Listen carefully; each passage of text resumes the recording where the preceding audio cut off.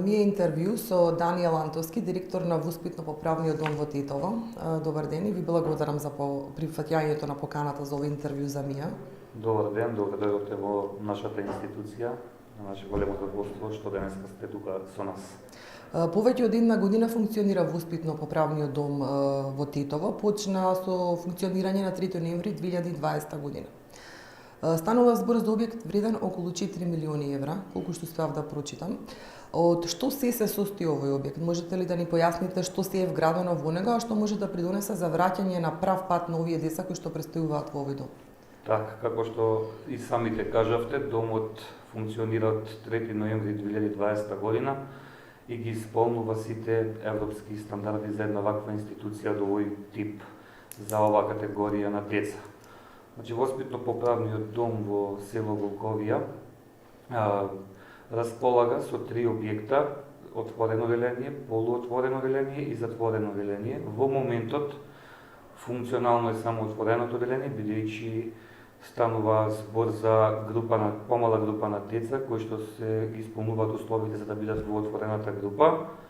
И се надевам дека и така ќе остане во иднина, дека воопшто нема другите два објекти да ги пуштиме во употреба.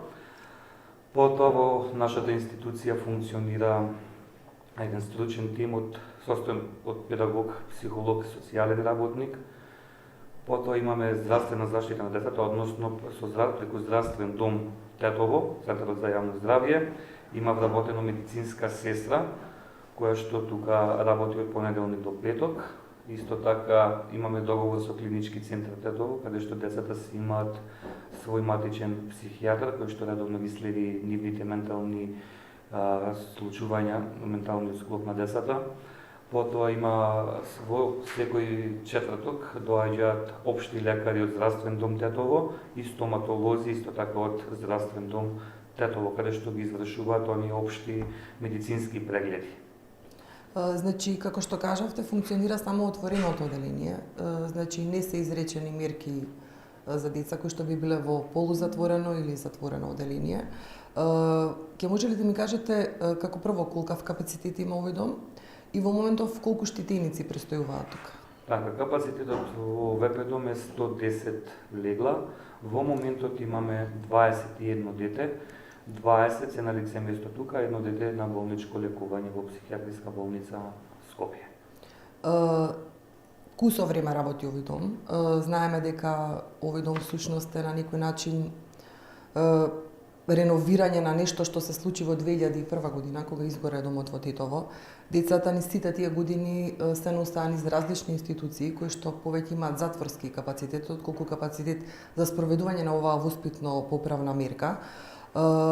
Значи, што сега е поинаку за децата, бидејќи 20 години не е мал период за една сериозна состојба како малолетничка деликвенција, за конкретни личности што се вклучени во неа, за да не можат да добијат можност за правилни услови за ресоциализација и спроведување на оваа мерка. Што сега е поинаку?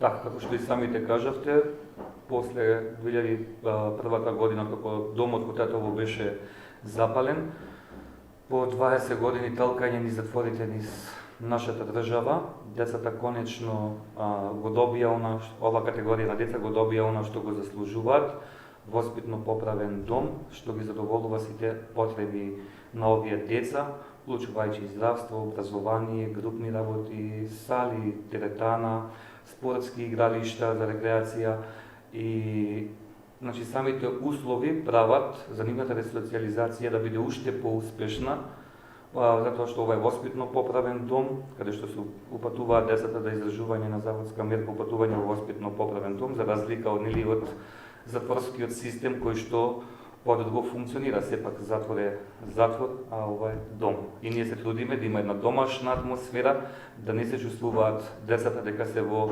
затворена институција и целта ја реализираме и со право можам да си кажам благодарение на стручните работници во нашата институција кои што има долгогодишно искуство. Како директор сум задоволен од процесот на ресоциализација што се нуди на овие деца во нашата институција.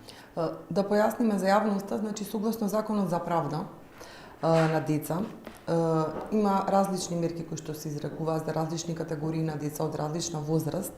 Оваа мерка, значи упатување во воспитно поправен дом, ќе можете ли да ни појасните на која категорија деца се изрекува, од која до која возраст и колково е времетрењето што оваа мерка може да се изрече за одредени кривични или одредени дела што ги извршиле овие деца? Така, значи согласно кривичниот законник, најчесто децата се тука за член 236 и 238 од кривичниот законник.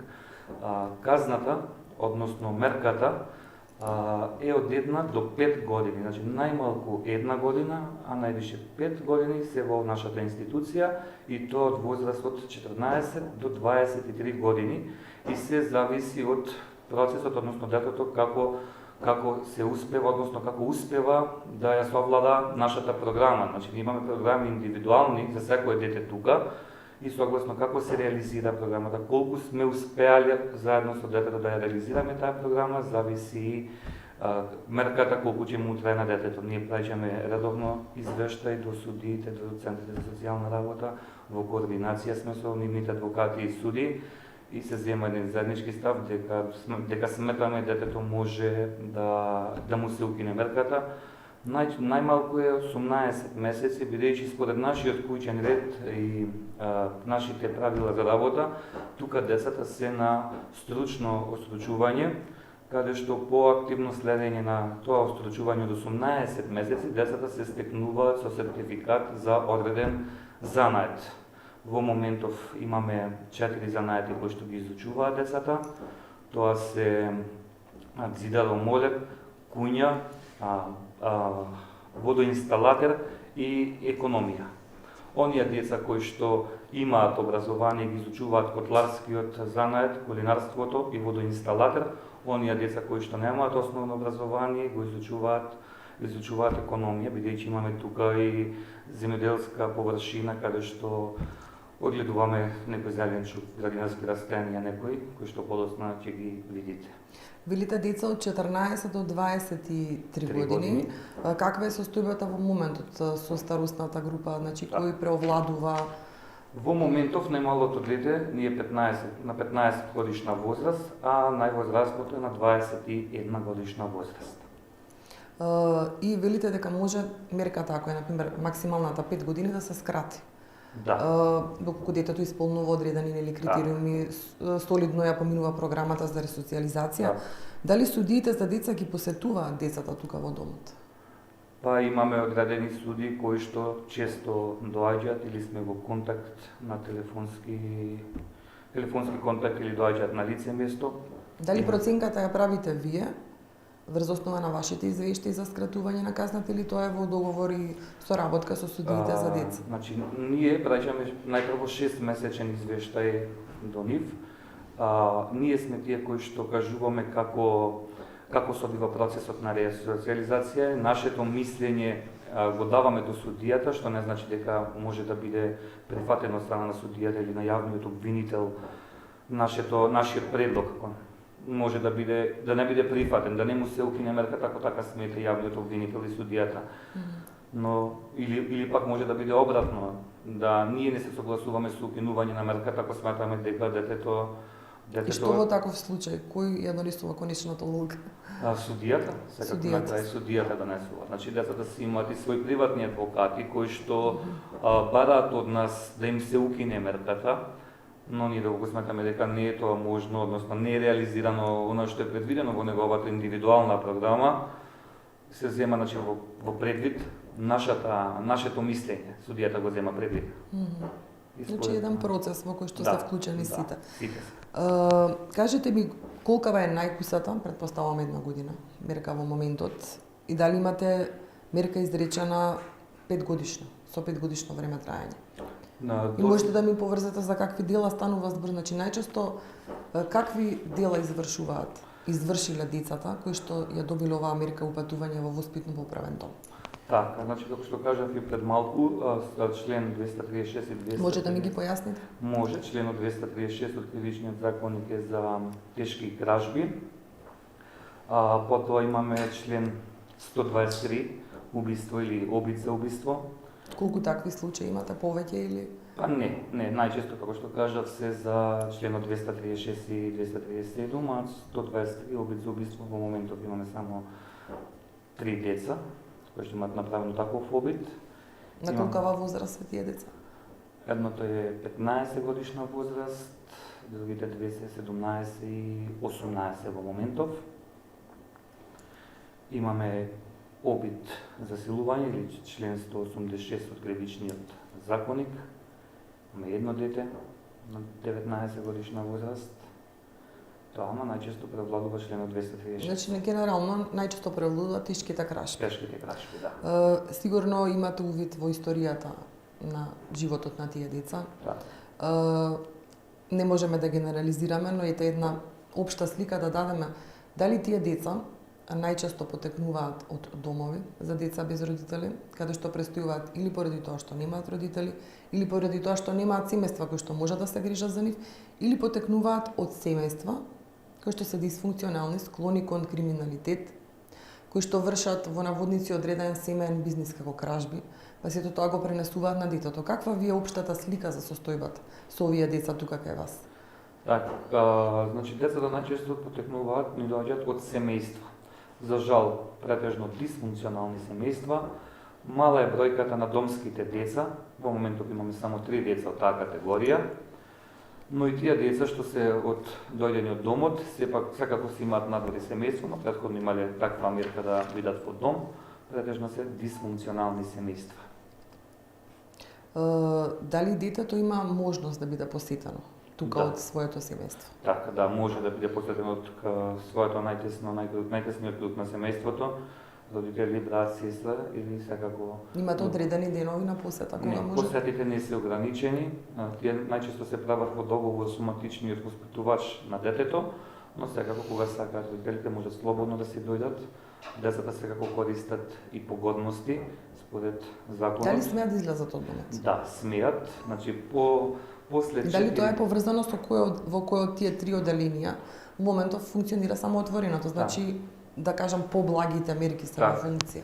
Како што кажете, бидејќи децата во моментов сите се во отворената група и ги користат сите мерки што им следуваат по законот, а тоа се излегување во градот 7 часа, викенд и годишен одмор од 20 дена, кој што го користат на 2 дела, зимски одмор и летен одмор, со по 10 дена, а првото излегување, првиот викенд на детето му следува после 4 месеци престој во нашата институција. Но тоа не значи дека мора да се реализира тој викенд или таа погодност од 7 часа, доколку воспитувачите матични сметаат дека детето е спремно да излезе на викенд, дека нема да се врати на тоа што го правил, му ја даваме таа погодност.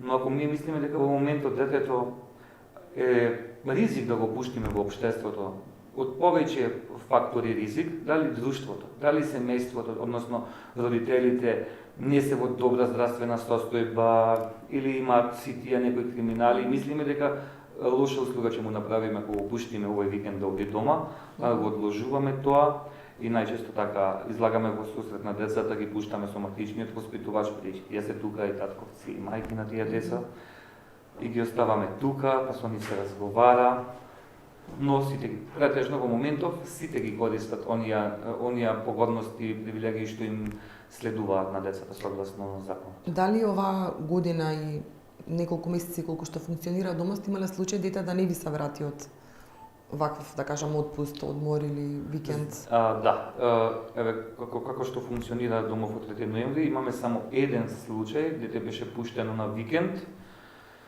побегнало од дома. За колкаво дете станува збор? За 17 годишна возраст. Со девојката се побегнало во некое соседно село, но за кратко време од 2-3 дена беше пронајдено и повторно вратено тука. И сега е тука и се кае за тоа што го направил, бидејќи после тоа секако следува забрана на користење на тие погодности. Појаснете ни како децата се примаат тука. Значи, од кога ќе биде изречена таа мерка, имате приемно оделение. Како функционира тоа приемно оделение и колку време остануваат децата во тоа оделение? Така, откако ќе биде изречена мерката упатување во воспитно поправен дом, Значи, со пристигнување на правосилното решение и упатниот акт, ние ги примаме децата како нови во нашата институција, со тоа што најпрво децата ги сместуваме во приемното одделение, каде што работаат стручниот тим, составен од 3 члена на педагог, психолог и социјален работник, каде што детето престојува од 15 до 30 дена тука со нив, го анализираат, го тестираат, користат разни методи и педагошки, и психолошки, и социјални, за да ја видиме неговата структура. Секако ние добиваме и извештај за неговото минато, неговата историја, и потоа ние тоа го утврдуваме на лице место, гледаме детето, значи најпрво од каде потекнува, дали од семејство, родители дали има, нема, дали доаѓа од дом, образование, дали е писмено, неписмено, и гледаме целата индивидуа на детето, и како и надгорешно, така и внатрешно, преку разни методи, и потоа, од тие 15 до 30 дена, сега нормално и поради корона ситуацијата во нашата држава, ги изолираме, значи, до 30 дена, некој може за 15 дена да биде детето веднаш сместено во некоја од групите, а ги имаме 2 групи, а тоа определува стручниот тим. Во која група ќе биде, значи се гледа возраста на детето, не за какви групи станува збор, појасните? Да, значи имаме 2 групи поделено со по 2 матични воспитувачи. Значи групите се прави еден баланс на националноста, возраста, не сме да се меша, да бидат заедно во соба полнолетен со малолетен. Се гледаме членовите за делото кој што се, ако стручниот тим смета дека детето според некој член не сме да биде во иста просторија со дете од друг член, значи тоа се го определува стручниот тим. Значи според делата што ги изврши. И делата, тежината на делата. Да, и делата, и возраста, и националноста, значи во двете групи гледаме да бидат избалансирани, хомогени групите за работа на матичните воспитувачи. Значи би можеле да кажеме има потешка и полесна група. На некој начин. Не би рекол дека полесна или малолетна и полнолетна група. Не, значи во двете групи имаме и малолетни и полнолетни. Значи во двете групи имаме и малолетни и полнолетни. Добро. Само што секако еден воспитувач треба да работи најмалку со 5 деца. Тоа ви е стандардот. Да, така е според закон. Сега имаме не 20 воспитувачи кои што работат со 10 деца, а тие 10 деца секако што кажав од сите овие агли измешани, и 20 воспитачи на втората група кои што работат со уште 10 деца. Значи да може да се обрне повеќе внимание, не може на еден воспитувач да доделиме. Колку воспитувачи имате во моментов вработени? Така, во моментов имаме 11 воспитувачи. И која е нивната улога? Значи, што се прават воспитувачите со децата? Нивната улога е најголема и највредна во нашата институција. Секако ние тука сме како еден ланец поврзани, сите имаме една единствена цел, успешна ресоциализација на овие деца, вклучувајќи тука и затворската полиција и воспитувачите, секако и јас како директор тука со нив. Воспитувачите се носители на сите активности кои што ги извршуваат или треба да ги извршуваат децата. Тие се нивното се тука, да речам. И татко, и мајка, и воспитувач, и учител, све се воспитувачите. Секој воспитувач си има план за работа со тие деца, индивидуален план за работа со тие деца, си има програми со кои што работаат со тие деца, како што е ТОПС програмата, каде што кажав, мислам дека во почетокот, одредени денови во неделата се реализираат тие работилници, кои што ќе ги видите. Се тоа е за ресоциализација, за пазар на трудот, потоа ги спремаме за напред кога ќе излезат. Вклучени сме во многу проекти кои што ние сметаме дека на децата можат да им помогнат за кога ќе излезат тука, полесно да се снајдат во општеството, полесно да дојдат да пристапат до работа. И така. Како изгледа еден ден на еден штитеник во домот? Сигурно имате ред на станување, на легнување, на одредени активности што треба да ги извршуваат? Како што кажав, согласно законот за, односно куќниот ред на воспитно поправен дом и правилниците кои што ги изготвуваме согласно куќниот ред, децата имаат дневна рутина.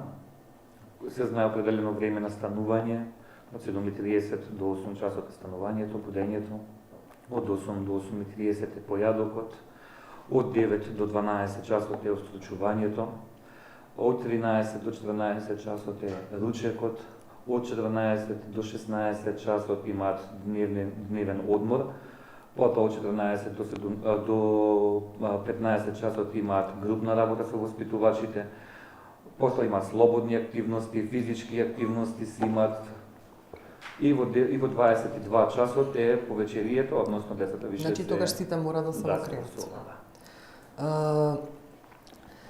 Во однос на образованието, нешто веќе ми спомнавте, меѓутоа, значи станува збор за деца од 14 до 23 години. Некои можеби сте се уште во процесот на основно, некои се во средно. Каква е моменталната состојба? Значи колку од овие деца што престојуваат тука имаат завршено барем основно образование? За жал, дали имате деца што немаат основно образование? Да, имаме поголема група на деца.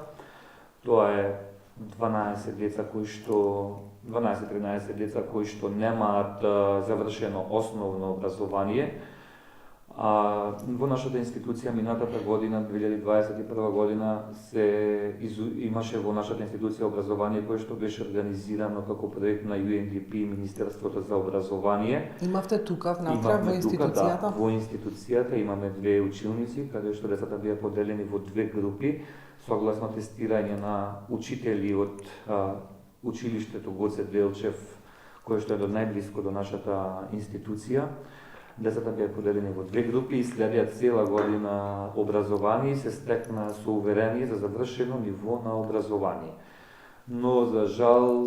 Значи станува збор за основно и средно образование? Само основно образование во нашата институција, а средното образование имаме 3 деца кои што ги запишавме вонредно да го завршат средното образование надвор од нашата институција, односно во средното економско училиште 8 септември Тетово имаме едно дете и 2 деца имаме во средното училиште Моша Пијаде Тетово. Благодарение на проект кој што го реализиравме во нашата институција, со една невладина организација ИРЗ Тетово, им беше на децата, им е платено тоа следно образование, значи не е на трошак на децата. Иако ние како институција не сме должни да го реализираме средното образование, но благодарение на таа соработка со тој невладин сектор успеавме да го реализираме и средното образование на оние деца. Дали функционира сега основното образование? Така, во моментов не функционира основното образование, бидејќи... Каде го лоцирате проблемот? Проблемот, Министерството за образование и UNDP го прекинаа договорот за соработка. Јас минатата недела имав средба со министерот за образование, имав средба на која што најдовме, мислам дека заеднички јазик да се реши, да се надмине конечно тој проблем. Или ова законска обврска на државата да обезбеди образование за овие деца, кои што престојуваат тука? Така, да. Со министерот најдовме, како што кажав, најдовме заедничка цел да се реализира тоа образование и мислам дека во март, почетокот на март, ќе започне да се функционира образованието тука како не како проект, туку системски решен проблем. Директно ќе бидеме под Министерство за образование, нема да биде проект на UNDP и Министерството, туку директно ќе биде проект, односно ќе се биде под Министерство за образование. Тоа значи дека тука би се преработиле наставници, наставнички кадар кој што ќе го спроведува тој процес. Можеби во почетокот како што јас имам информација од раководителката на основното образование во Министерството за образование, дека најпрво, колку да не се губи време, најпрво ќе започне повторно со учителите од нашето најблиско село училиштето, да доаѓаат тука, а се работи на тоа да се вработат во нашава институција наставници. Имате ли предвидено со вашата систематизација таков кадар? Нашата систематизација не треба да има предвидено тоа се под Министерството за образование. Значи они ви го нудат тој кадар. Да. Како и сите училишта основни држава, така на тој принцип ќе функционира образованието и во нашата институција. Во ред е сега, значи овој период кога децава немаат образование, значи ќе мора некако да се надокнади тој процес. И средното е задолжително, значи сега говоревме за основно, дали има некакви планови да се воведе и средно образование во воспитно-поправниот дом? Значи средно образование не може да се воведе во воспитно-поправен дом, затоа што имаме колку средно образование, колку не можеме да ги насочиме децата во едно средно образование, желбата на децата каде сакаат да посетуваат настава во кое средно, ние не можеме да ги ограничиме дека како што е основно во основното се знае, основно е основно, ама средно децата си имаат желба по економско, по медицина. И тоа е задолжително за децата, но не е задолжително за воспитно поправен дом, дека ние сме должни за основното, за средното. Значи трошак кој што е, децата си имаат желба да си доземаат, не знам, друго средно некој сака, или 3 години има средно, па сака да си земе уште 1 година средно, но тоа ние излагаме во сусред колку што можеме благодарение на... Тоа станува збор за деца што се тука во институција и сега тие ги имаат тие можности. Мора вие некако да им помогнете во тој процес. Да, како што кажав, се невладината организација и благодарение на неа, значи и на наша соработка со нив, се трудиме да им помогнеме, да им го возможиме тоа на децата. Ние ги носиме на полагање по саботите, ги чекаме, ги земаме, ги враќаме, доколку детето во моментот, во тој викенд е на погодност користење, односно на одмор годишен или на викенд, детето си доаѓа во тето да се полага, го носи родителот, ние не учествуваме во тоа. Најавувавте дека преговарате со Сдруженијето на млади правници за можност овие деца тука да се запишат на факултет. До каде се тие најави, тој проект, дали до сега имате некој случај на дете запишано на факултет? Така, ние со Сдруженијето на млади правници имавме на 1 година прекрасна соработка, каде што децата посетува онлайн обуки, имаше неколку обуки со физичко присуство на младите правници во нашата институција. И нашите планови беа да се запише едно детенце на правен факултет во Скопје, но договорот на Управата за извршување на санкции и Сдруженијето на млади правници престана. Толку беше 1 година и сега ние се надеваме дека повторно ќе склучиме договор, односно меморандум за соработка со младите правници да го реализираме она што сакавме да го реализираме. Кога говориме веќе за образованието, тука ни е поврзан и процесот на ресоциализација. Неодамна кажавте дека ги обучувате децата и ми споменавте, мислам и во теков на разговоров претходно, за излегување на пазарот на трудот. Може малку поконкретно да ми кажете какви можности имаат децата тука во домот, зашто се обучуваат, каков занает, например, учат? Како што кажав и во почетокот, во моментов имаме 4 инструктори за кои што ги изучуваат децата на некој занат. Имаме водоинсталатер, имаме котлар, имаме кувар и економија. До пред 2 недели имавме инструктор молер, кој што сега се пензионира, имавме 5 инструктори. Децата посетуваат инструкторство, односно 2 до 3 часа секој ден од понеделник до петок, одат на занат. Инструкторот ги зема од групата, си ги носи во работилницата или во котларата или во куњажа, ќе ги видите подоцна и тие простори, и таму си го изучуваат занаетот. По активно следење на тој занат 18 месеци, ние како институција уплаќаме на детето да полага за изучениот занает во средното стручно училиште Моша Пијаде Тетово, и таму си полага пред комисија и се стекнува со сертификат за изучен занает. Тој сертификат, кој што е државно признат во државата, му помага на детето, например, за полесно да најде работа како водоинсталатор или па како котлар, односно парно грење. Ние тука имаме деца кои што се остручени максимално и самите знаат да го пуштат парното, да го изгаснат, да видат температурата, или пак децата што ми се во куња ангажирани да се остручуваат, знаат сами да припремат доручек или вечера. Сето ќе го видите на лице место, или децата што ни се водоинсталатори, тие се спремни, знаат да променат чешма, некој црево. Па сакав и тоа баш да ве прашам, дали децата се вклучени во процесот, например, на средување на дома, средување на дворот. Се тоа децата, све тоа го прават децата нормално заедно со воспитувачи, со инструктори. Тука беше една голема површина, голем двор кој што беше пуст, а сега се тоа украсено со рачни изработки на децата. Ми споменавте нешто и околу здравствената заштита, но сега малку поконкретно и подетално. Значи, какви здравствени услуги им се достапни на штитениците, дали имаат пристап до матичен лекар, до лекови, стоматолог, значи дали имате вработено тука лица кои што се грижат за здравјето на децата или ги упатувате во некој друг здравствен центар? Пак кажа, како што ви кажав претходно, дека ние Министерството за здравство, односно здравствен дом Тетово е должно за да го организира здравствениот дел во нашата институција. Во нашата институција имаме вработена медицинска сестра, односно Тоа е ваша вработена? Не, медицинската сестра е вработена во здравствен дом Тетово со работно место во воспитно-поправен дом од понеделник до петок. Имаме во здравствен дом Тетово децата си имаат матичен општ лекар, кој што ја препишува и следи терапијата на децата. Има општ лекар кој што за здравствен дом Тетово, кој што секој четврток доаѓа тука да ја види фактичката состојба на децата, да ги прегледа децата и препишува соодветна терапија или ни препишува упат или дава за посета на психијатар или невролог или не знам што има потреба детето. Ни дава упат и ние го носиме кај специјалисти. Имаме, случајно ви кажа во почетокот, договор со клинички центар Тетово, каде што имаат децата, тоа беше еден од поголемите, да речам, проблеми во изминативе години, што на децата им е неопходно да се имаат свој психијатар.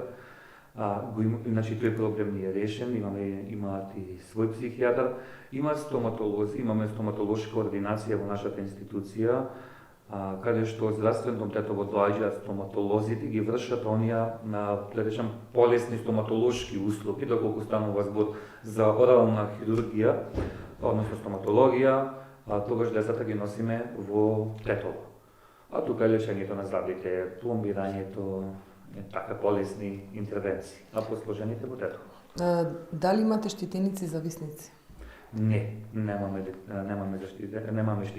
зависници, но имаме деца кои што, да речам, 70% користеле разни субстанции надвор, но тука кај нас да покажуваат некои знаци на зависност и слично, кризи, тие работи, не, нормално. Значи моментално немате зависници кои што имаат потреба од лекување? Немаме потребна терапија за метадон и такви работи, нема потреба. Општа терапија имаат, основна терапија за децата кои што ја препишува матичниот лекар. Го отворивте домот и почна пандемијата. Може би не веднаш, но по некое време, значи како се соочувате овој изминат период? Значи вие работите во предизвик како што работиме и сите. Имавте ли случаи на ковид? Се заштитивте? Се заштитивме максимално. Немавме допред 2-3 недели немавме ни еден случај на позитивно дете, иако беа тестирани редовно преку здравствен дом, крвни слики, редовно правење на децата. Допред 2 недели, како што кажав, ни се појави еден случај на позитивно дете, кој што немаше никакви симптоми, а бевме баш тргнати на пат за Крушево на проект со УНИЦЕФ. И нормално пред тргнувањето мораше да ги тестираме децата да видиме дали може таму 4 дена да бидат. Испадна на брзиот тест дека е позитивен, без никакви симптоми, детето беше изолирано. Целиот период само тоа дете успеавате да се справите. Да. Говоревме за ресоциализацијата. Секако, значи, тука во пакетот спаѓаат образованието, занетите на кои што ги подучувате, но потребна е и психолошката поддршка, освен психијатарот што може да го посетуваат децата во здравствениот дом во Тетово, односно во клиниката. Со колку психолози располагате? Дали се тие само исклучиво психолози или имате и други функции тука во воспитно, значи во Тетово, во домот?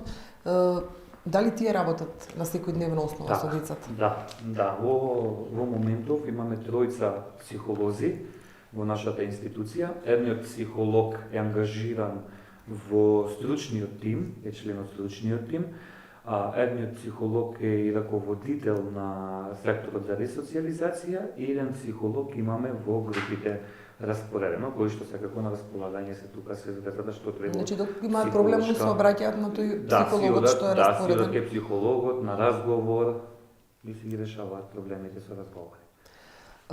Корупцијата е предизвик за секоја казнено поправна установа во земјава, генерално говорам, значи ова не е класично казнено поправна установа, но сепак станува збор за категорија на граѓани кои што се помлади, но сепак тргнале по пат кој што значи прекршување на закон. Сега знаеме дека мобилни телефони не се дозволени во затворите за возрастни, секако тука нелегални супстанции, плаќање за одредени услуги, меѓутоа тоа се случува во македонските затвори. Сега зборуваме за воспитно, значи поправен дом кој што не е класичен затвор, меѓутоа зборуваме и за деца кои што на некој начин се судриле со законот. Како вие се справувате со корупцијата? Дали воопшто гледате некакви знаци на корупција тука? Значи во нашата Како го спречувате тоа однесување евентуално кај децата, бидејќи можеби имаат склоност кон одредени такви појави? До сега немаме приметено никакви знаци на корупција во нашата институција. Тука нема, кај нас нема. Како што кажавте, ова е воспитно поправен дом. Децата да надвор правеле некои работи што не треба да ги прават, но сега тие најбитно е што се свесни за она што го направиле и свесни се каде се наоѓаат, свесни се која е нивната улога овде, што тие треба да направат за побрзо да излезат од тука, бидејќи сепак се деца и не посегнуваат по никакви недозволени работи. Куќниот ред, правилниците на децата им се достапни пред нив 24 сата. Тие си го знаат куќниот ред на памет. Тие знаат дека за еден прекршок нивни времето им се пролонгира на излегување, бидејќи се деца и се свесни и сакат побрзо да се излезат. А верувајте дека јас сум презадоволен од оваа група на деца во моментов што се имаат почит кон институцијата, почит кон вработените и еве до сега немаме... До сега не сте открили ни еден мобилен телефон? Ни еден, верувајте. И немаат потреба, затоа што воспитувачите имаат мобилни телефони кога сакаат да се јавуваат. Си имаат таблети за видеопозиви. Имаат пристап до интернет? Не, сами не. А во присуство на воспитувач, да. Имаме баш и ќе го видите им направивме едно музичко студио, бидејќи имаме талентирани деца кои што знаат да компонираат песни, текстови. Имаме и неколку песни, мислам дека имаат снимено со нивни текстови за институцијава, за нивниот живот, многу убави песни. Може да ги слушнеме после. Тука во таа просторија имаат и дозволено и интернет, секако во присуство на воспитувач или полицаец, но тие тоа го ценат што го има него злоупотребуваат и затоа ние се трудиме да им кажеме се што им е потребно само за нив да им биде убаво. И ни враќаат све со добро. Колку вработени имате во воспитно поправниот дом во Титово? Во моментов имаме 47 вработени, од кои што се 13 во секторот за ресоциализација, 25 се во секторот за обезбедување. Тоа би дошло затворската полиција. Затворската полиција, 6 лица имаме во администрација и две раководни лица, јас и заменикот директор на институцијата. Тоа е доволно за сегашната бројка на деца? Во моментов доволно ги задоволува потребите бројката. Но доколку го пополните капацитетот, дај Боже да не го пополните. Дај Боже.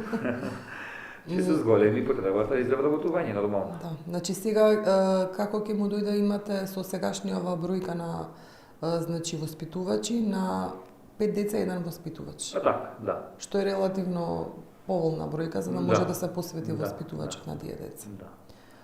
Имаме исто така и модерна и убава библиотека, каде што е задолжен педагогот во институцијава, има деца кои што пројавуваат интерес за читање и се потрудивме преку донации да им обезбедиме потребна соодветна литература кој што самите ја бара и тоа ќе го погледнете после. Така. Ви благодарам за интервјуто.